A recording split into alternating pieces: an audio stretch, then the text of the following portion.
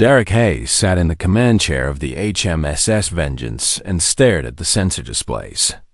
The massive dreadnought cut through space like a knife, its hull bristling with weapons and armor that made it the most dangerous ship humanity had ever built. But right now, those weapons felt useless. Derek's jaw clenched as he read the data again and again, hoping it would change. It did not change. "Captain, we have confirmation," Lieutenant Commander Victoria Reeves said from her station. Her voice was steady, but Derek heard the tension underneath. Victoria had served with him for 8 years. He knew her well enough to hear fear when it hid behind professional tones. "The fleet approaching our position is real. Not a sensor ghost. Not a malfunction. Real ships. 37 of them." Derek stood from his chair and walked to the main view screen. The darkness of space stretched before him, stars burning like tiny fires in the black. The fleet was still too far to see with human eyes, but the sensors painted the picture clearly. A formation of alien vessels was crossing human space at incredible speed. They had entered human territory without warning, without request for permission, without any attempt at communication. How long until they reached the outer defense line? Derek asked. 4 hours, sir, Victoria replied. Maybe 3.5 if they increase speed. Derek turned to his weapons officer, Lucas Grant. The man was young, maybe 30, with sharp eyes that missed nothing when it came to tactical situations. Lucas was good at his job. That was why Derek kept him close. "Status of our weapon systems, Lucas?" Derek asked. "All main batteries are hot and ready, sir. Point defense systems are online. Shield generators at full capacity. We can take a hit, Captain." Multiple hits. Lucas met Derek's eyes. "But those ships out there, sir, I'm not sure what they are. The sensor signatures do not match anything in our database. And there are so many of them." Derek nodded. He had expected that answer. Humanity had never encountered this species before. No one on Earth Command knew what these ships were capable of. No one knew if they came in peace or with weapons. "Open a communication channel on all frequencies," Derek ordered. "Send a greeting in English, Mandarin, and Spanish. Standard first contact protocol. Tell them who we are. Tell them we come with peaceful intentions." "Channel open, sir," the communications officer said. A young woman named Sarah worked the comm station. She looked nervous. Sending the message now. The message would take several seconds to reach the approaching fleet. Then, if they responded, their reply would take the same amount of time coming back. Derek returned to his command chair and waited. The bridge of the Vengeance was silent, except for the hum of the ship's engines and the soft beeping of the sensors. 5 minutes passed. Then 10. "Still no response, sir," Sarah said quietly. "Keep trying," Derek said. "Increase the transmission power.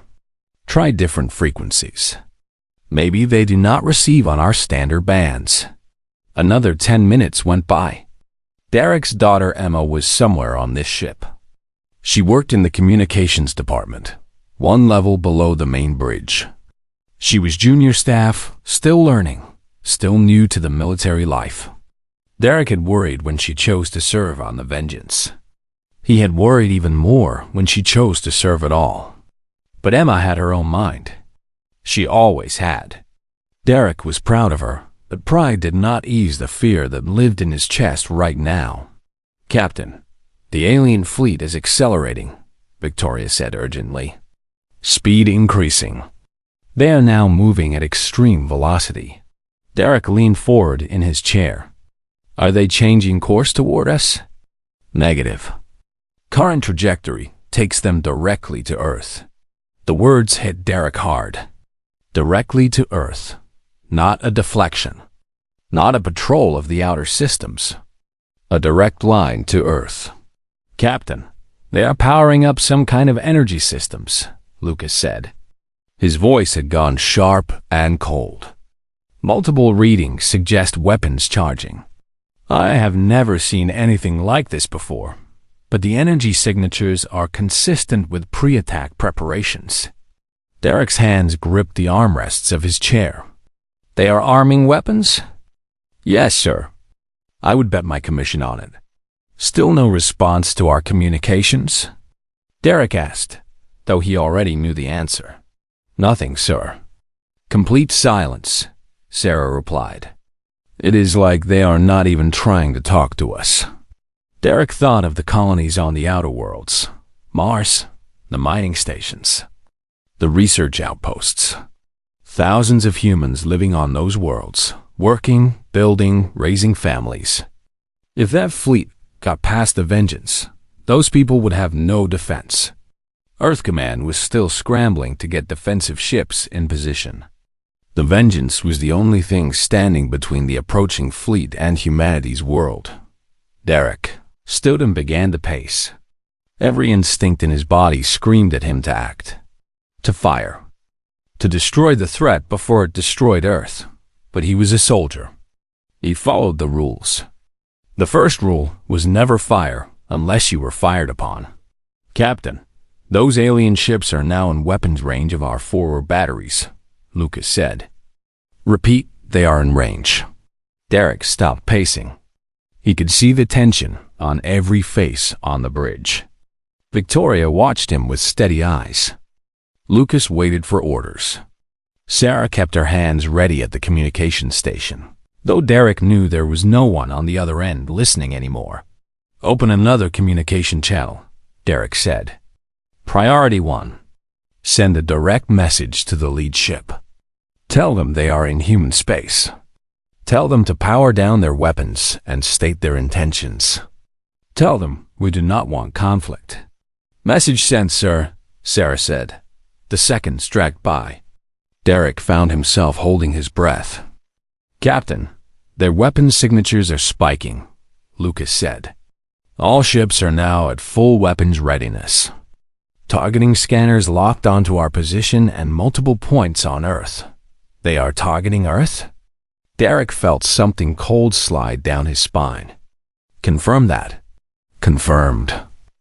Multiple targeting locks on the planet itself. On civilian areas. Population centers. Derek closed his eyes for just a moment. Then he opened them and looked at Victoria. Victoria knew what that look meant. She had served with him long enough to read the thoughts behind it. She nodded slightly, a gesture of understanding. Not agreement, understanding. Captain, they're not going to respond, Victoria said. They never were going to respond. They came here already prepared for war.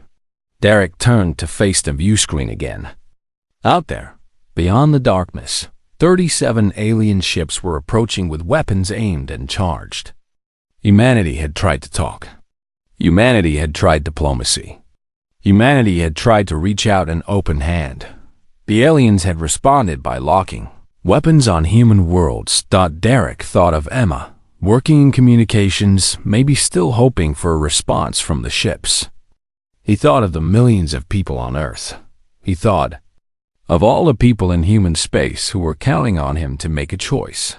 He had tried to be the captain who chose peace. Now, he would have to be something else. Derek Hayes did not hesitate any longer. Red alert. All hands to battle stations, he said, and his voice was calm and clear. The alarm that followed was not calm. It was loud and sharp and filled with the knowledge that something terrible was about to happen. Throughout the Vengeance, crew members ran to their positions. Some of them would not come back. All weapons charged and ready, sir, Lucas said. His hands moved across his console like a pianist playing a familiar song. Each touch brought another weapon system online. Missiles loaded. Beam weapons powered. Everything the Dreadnought had to offer was now pointed at the approaching fleet. Fire on my command, Derek said. He stood from his chair. His legs felt steady even though his heart was pounding against his ribs. Target the lead 3 ships first. Full salvo. No holding back. Victoria's fingers moved across her tactical display. All weapons crews standing by, sir. Ready to execute fire command on your word. Derek looked one more time at the enemy fleet on the view screen. 37 ships. Each one of them massive. Each one of them armed. Each one of them carrying weapons that could destroy entire cities. Fire, Derek said. The Vengeance became a weapon. The Dreadnought's main batteries released their fury all at once. Missiles launched from the bays like angry hornets. Energy weapons carved through space in brilliant lines of blue and white. The destruction was immediate and total. The lead alien ship took the full force of the first strike. Its shields flared and buckled. Its hull cracked under the assault. Secondary explosions bloomed along its side like flowers of death. The second and third ships tried to maneuver, but they were too slow. Human missiles were fast. Human beam weapons moved at the speed of light. The Dreadnought had been designed for exactly this kind of battle. To stand alone. To take on odds that would destroy any other ship. The second alien vessel took a missile strike that split its hull in two. The third managed to raise shields, but they were not strong enough. A beam weapon carved through the side, and the ship vented atmosphere and crew into the void. Direct hits on all three targets, Lucas announced. His voice held a strange kind of satisfaction. The lead ship is dead in space. The others are crippled, but still moving. But Derek's satisfaction lasted only seconds. The remaining 34 alien ships returned fire. The space around the Vengeance erupted into chaos. Alien weapons were strange and fierce. They did not work like human technology. Where human weapons were precise and aimed, the alien weapons seemed to spray energy in wide patterns. They were not as efficient, but there were so many of them. So very many. A strike hit the starboard side of the Dreadnought.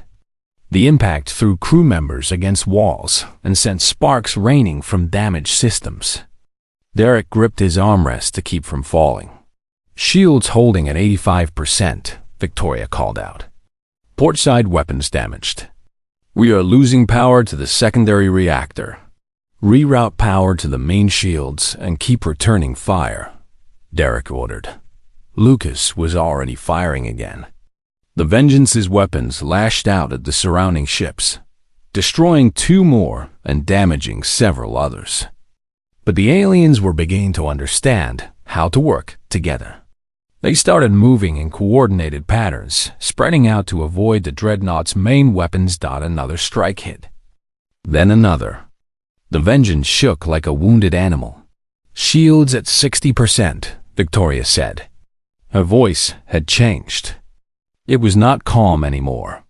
It was urgent. Structural damage on decks 4 through 7. We have casualties, sir. Medical teams are responding. Derek closed his eyes for just a moment. Deaths. Real deaths. People he knew, maybe. People with families and dreams and futures that were now gone. This was the cost of command. This was what it meant to make decisions. Damage control teams to those decks, Derek commanded. Medical, prepare for mass casualties. Lucas, concentrate fire on the 3 nearest ships. We need to break their formation. The battle raged for what felt like hours, but was really only minutes. Time became strange in combat. Seconds stretched. Minutes compressed. Derek found himself in a state of absolute focus. Everything outside of the battle fell away. Emma, Earth, the fear, the doubt. All of it vanished and left only the immediate problem of surviving and killing the enemy before they killed him. Lucas Grant proved why he was the best weapons officer in human space. His aim was perfect. His targeting was flawless. When the Vengeance needed to destroy a ship, Lucas destroyed it. When it needed to damage a ship to make it retreat, Lucas did that instead. He was not just firing weapons. He was conducting an orchestra of death. Victoria Reeves, coordinated the defense with the tactical skill of a master chess player. She moved shield power where it was needed. She coordinated with damage control teams. She managed the crew and kept them fighting even when the situation looked impossible. But it was impossible. Derek could see it in the numbers that scrolled across his displays. The Vengeance could win this battle, but the cost would be catastrophic. His ship would be destroyed. Most of his crew would die, and the remaining alien vessels would still get through to Earth. Derek made a choice. "All hands, prepare to jump to hyperspace on my command," he announced. The bridge went quiet. No one expected to hear that order. "We are going to execute one final strike, maximum power, and then we jump. We do not abandon Earth. We preserve the Vengeance so we can fight another day. This is not retreat. This is strategy. This is survival." Victoria understood immediately. Full power to main batteries. One shot. Everything we have. The Vengeance's weapons, all of them, focused on the largest remaining alien ship. The Dreadnought could take multiple hits, but the weapons drained everything. The Vengeance's shields flickered. Her engines dimmed. Every system bled power to fuel that one massive strike. The aliens never saw it coming. The beam weapon cut through space like a surgical blade. It hit the largest alien ship directly in its center. The vessel broke apart like an egg. Debris scattered across 1,000 kilometers of space. "Jump," Derek commanded. The space around the Vengeance twisted and warped. The fabric of reality bent. For a moment that felt like forever and no time at all, the ship existed in a space between spaces. Then the jump was complete, and the Dreadnought emerged on the other side, damaged and hurt but alive. The alien fleet did not follow. Derek sat back in his chair and allowed himself to breathe. Around him, the bridge crew was silent. They had fought. They had killed. They had survived. But the cost was written on their faces. It was written in the damage reports flooding in. It was written in the list of dead that Victoria was already compiling. Emma. Derek suddenly remembered Emma. He activated the internal comm. "Communications department, report status," he said. A pause. Then Emma's voice came through, shaky but alive. "Communications is functional, Dad. Everyone here is okay. We were scared, but we are okay." Derek closed his eyes and felt something tight in his chest, loosen just slightly. Emma was alive. His daughter was alive, but so many others were not. Derek Hayes opened his eyes and looked at the stars beyond the view screen. The Vengeance was heading back to Earth, back home. He had made his choice. He had fired first. Now, the whole galaxy would have to deal with the consequences of Derek Hayes and humanity's first true act of war.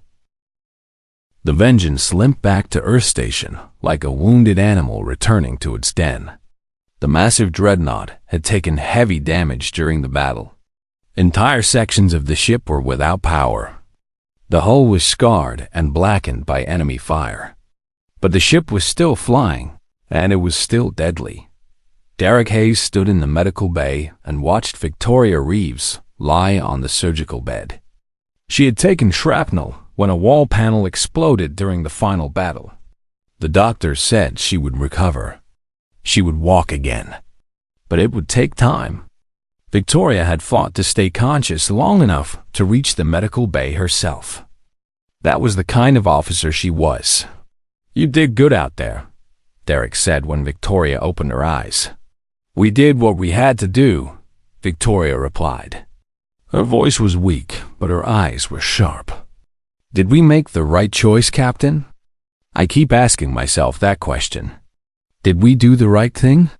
Derek did not answer immediately. He did not have a good answer.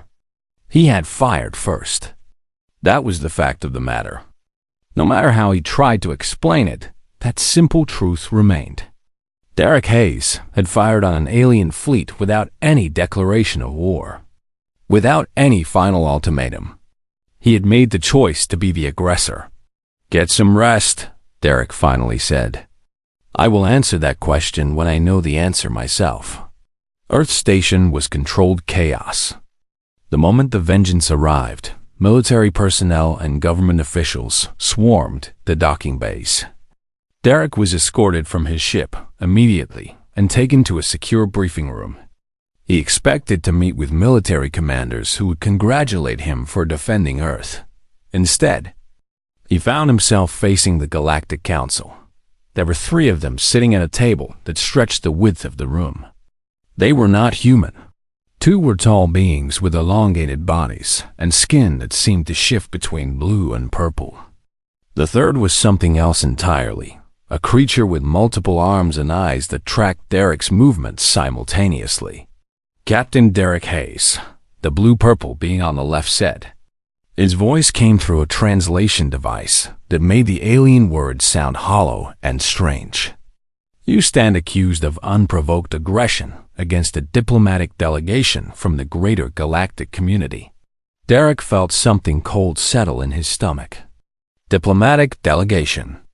That was what they were calling the fleet that had targeted Earth with weapons. That was what they called the ships that had locked weapons on civilian population centers. "Those ships attacked first," Derek said. His voice was steady. "They powered weapons. They targeted Earth. I responded to defend my world and my people.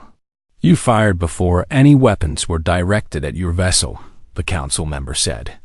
"We have reviewed the sensor data from the alien ships. They were performing standard recognition protocols, scanning for technological capability. Nothing more. You responded with nuclear and kinetic weapons. You killed 2,300 beings who were on a peaceful mission." Derek wanted to laugh. He wanted to stand up and scream. But he did nothing. He just looked at the council members and felt the weight of the conversation pressing down on him. "They locked targeting computers on civilian targets," Derek said slowly.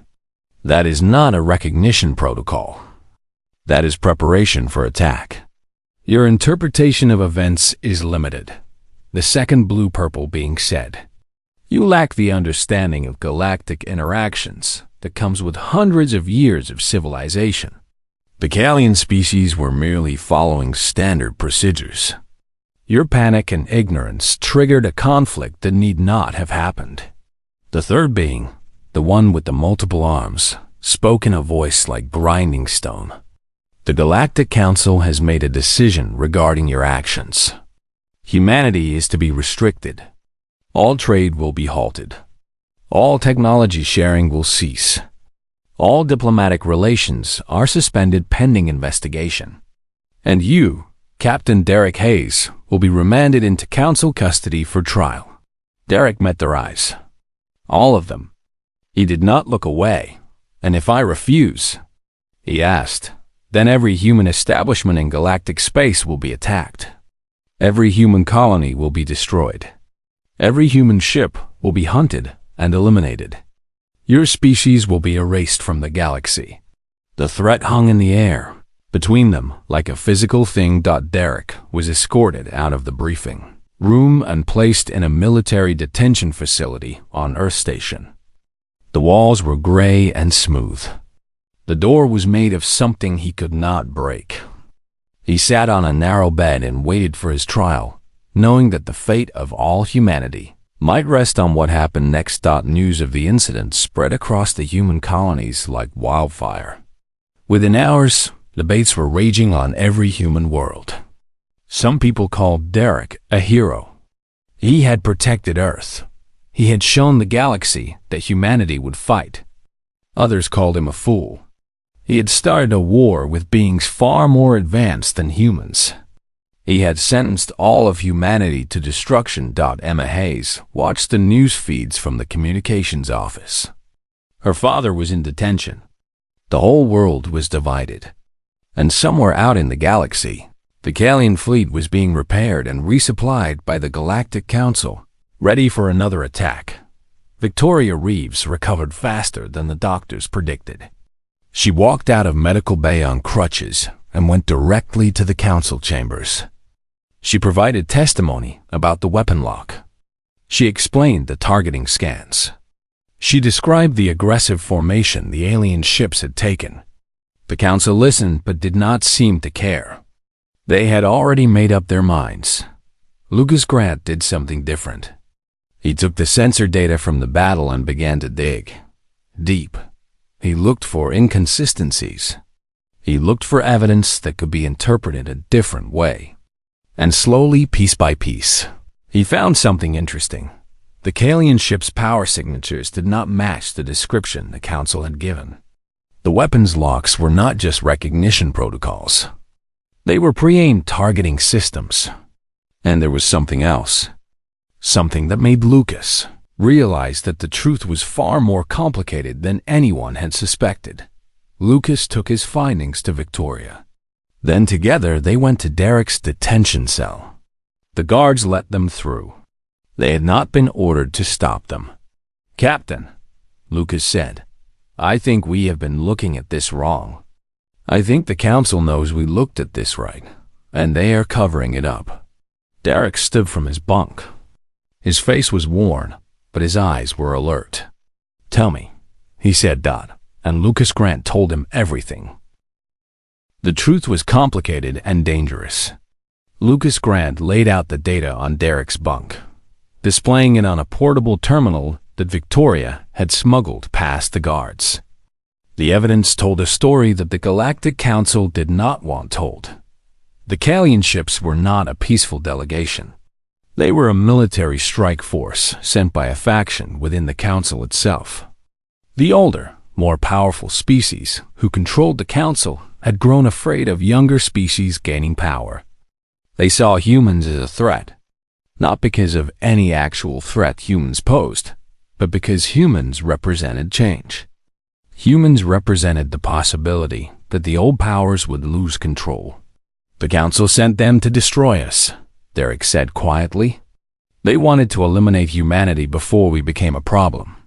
"Yes," Lucas confirmed. "But here's the other part. The Kalian faction was also trying to take over the Council itself. They were supposed to destroy Earth and use that as justification for consolidating power. They would have blamed it on human aggression. They would have used the conflict to eliminate their rivals on the Council. So we were supposed to die, Victoria said.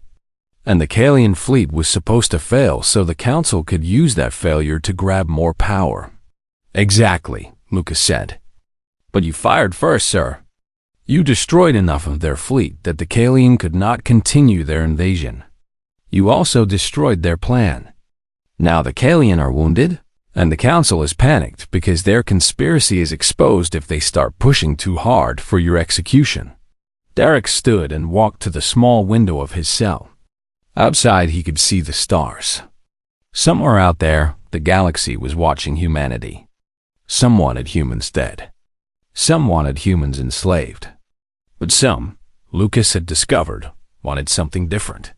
How many on the Council would support us? Derek asked. At least 5 of the younger member species, Lucas said. They are tired of the old guard controlling everything. They see humans as the key to breaking the old power structure. There is a merchant named Sorth, Kelani species. He approached me when I was researching. He wants to talk to you. 2 days later, Derek was moved to a different room. This one was not a cell. It was more like a small office. The guards outside were fewer and less vigilant. Victoria and Lucas were allowed to visit freely. And then, one evening, another visitor arrived.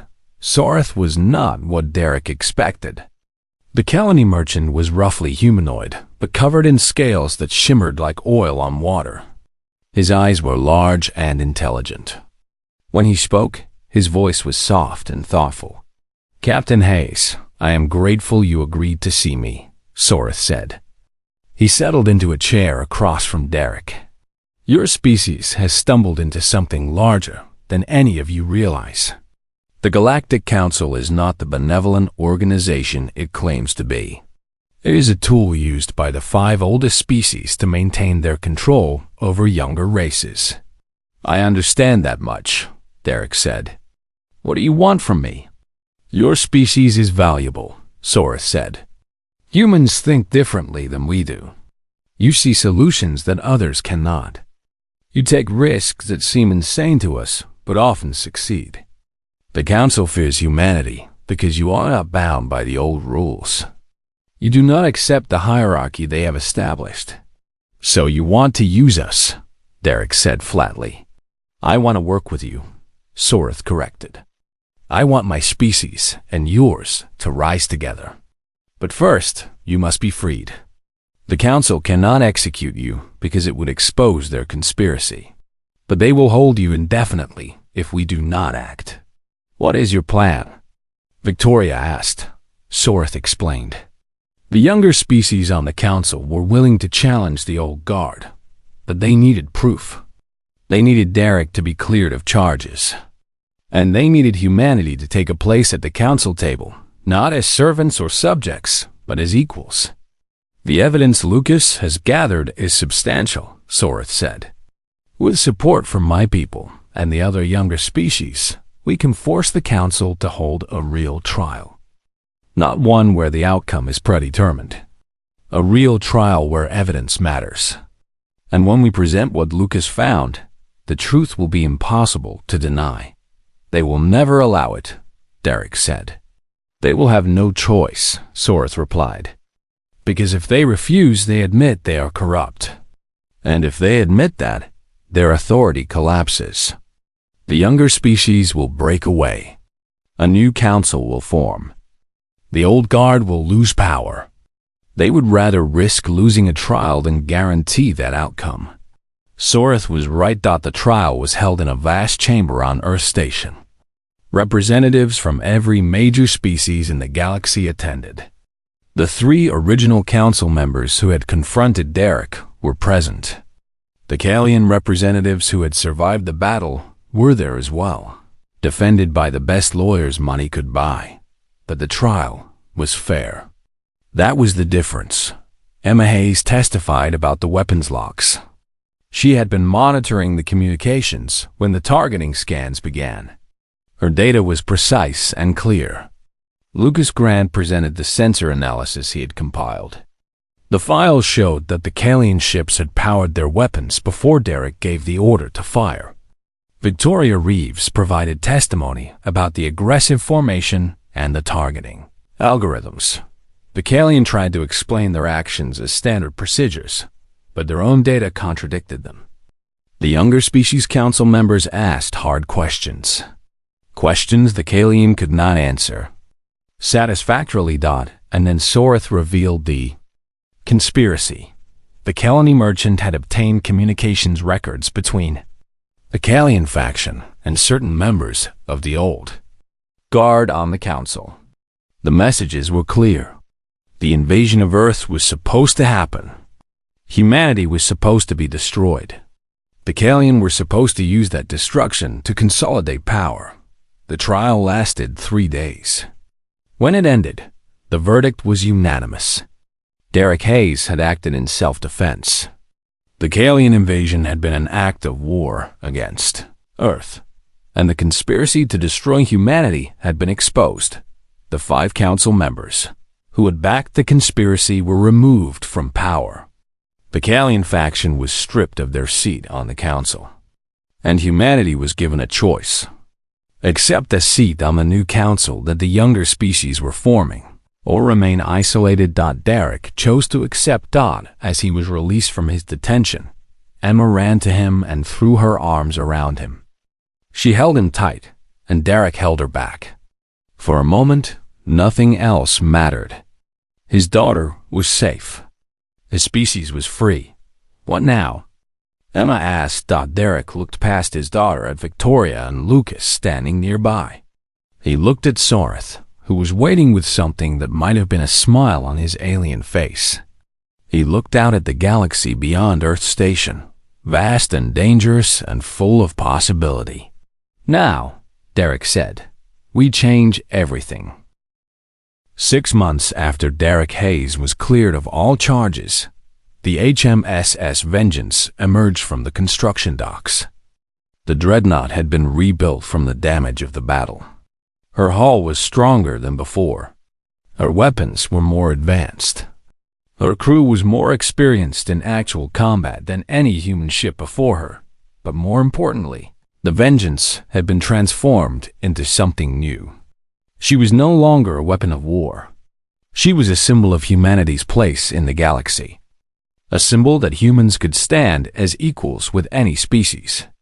A symbol that smaller, newer species did not have to bow to the ancient powers anymore. Derek stood on the command bridge of his rebuilt ship and watched Earth grow smaller below him. The planet that had raised him, that he had sworn to protect, was now just one home among many that humanity would help protect. The crew of the Vengeance was still the same core. Victoria Reeves commanded the tactical operations. Lucas Grant managed the weapon systems. Sarah continued to work communications, but the ship was different now.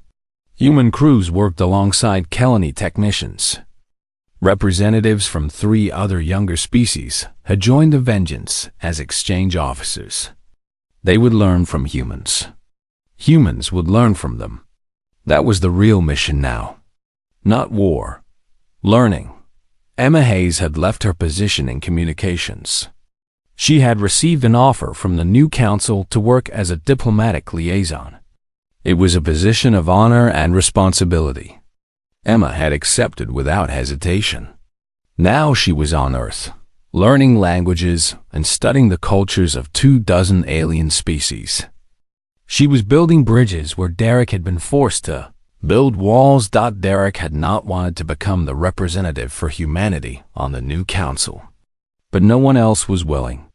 No one else had the credibility. Derek had stood alone on the bridge of his ship and made a decision that changed the galaxy. Now he would have to live with the consequences of that decision for the rest of his life. The new council was different from the old one. There were no ancient powers controlling everything from on high. Instead, there were equals. The Kelani had a voice equal to the humans. The Vreth species had a voice equal to the Kalian.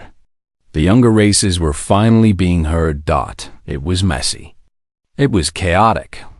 Decisions took longer to make because everyone had to be consulted. Arguments broke out constantly over resources and territory and trade agreements. Derek spent most of his days in meetings, listening to complaints and concerns and proposals. It was nothing like commanding a starship. It was far more frustrating and far less clear-cut, but it was working. Victoria Reeves recovered fully from her injuries. She became Derek's second-in-command on the Vengeance and the person he trusted most when making difficult decisions. Victoria understood that sometimes the right choice was not the safe choice. That sometimes you had to risk everything to protect something that mattered. Lucas Grant had requested transfer to the new Joint Military Academy, where all younger species trained their officers together. He had discovered that he loved teaching more than fighting. His students came from every species that was part of the new council. They learned human tactics and human ways of thinking. They taught Lucas their own approaches to problems. Within a year, the Academy had produced a generation of officers who thought differently than any officers the galaxy had ever seen. Soreth had become one of Derek's closest allies. The Kelani merchant had walked away from trade to become an advisor on the council. He pushed for policies that would strengthen the younger species and prevent any one faction from gaining too much power. Soreth and Derek did not always agree, but they always respected each other's perspective. 6 months after the Vengeance left Earth, Derek received a message from Emma. She had successfully negotiated a trade agreement between 3 different species. It was a small deal in the grand scheme of things, but it was important. It was real. It was the kind of work that would build the future. Derek was in his quarters when he read the message. He smiled at the thought of his daughter conducting diplomacy. She was so much braver than he was. She was building peace where he had learned to make war. There was a knock at his door. Victoria entered without waiting for permission. That was the way they worked now. No formality between them. Just two people who had faced death together and survived. "You look sad, sir," Victoria said. "I was thinking about the dead," Derek replied. "The people we lost in the battle. 237 human beings. 2,300 Kalian. All because I made a choice to fire first. All because the Kalian faction decided to invade Earth," Victoria said sharply. "You did not start this war. You ended it.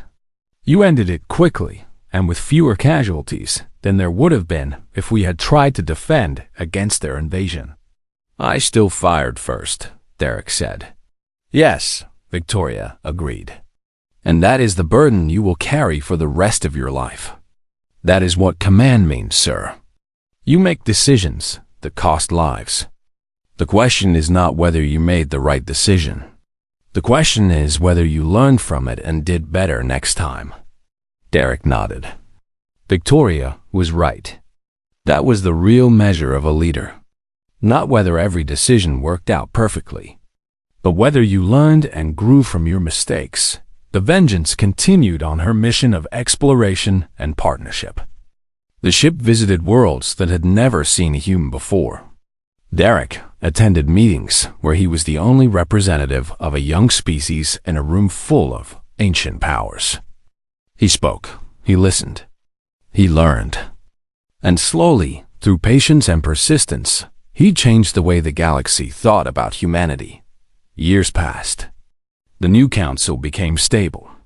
Trade increased. Technology was shared. Species that had never worked together began to collaborate on projects that benefited everyone. The galaxy was not perfect. There were still conflicts and disagreements. But it was better than it had been. Derek eventually stepped down from his position on the council. A younger human took his place. Someone who had learned from Derek's experience but was not bound by his mistakes. The galaxy moved forward. Derek returned to commanding the Vengeance, but not as a warship. The Dreadnought became a research vessel. She explored the unknown regions of space, discovering new species and new worlds. She became what Derek had always wanted it to be, a messenger of peace and knowledge instead of destruction.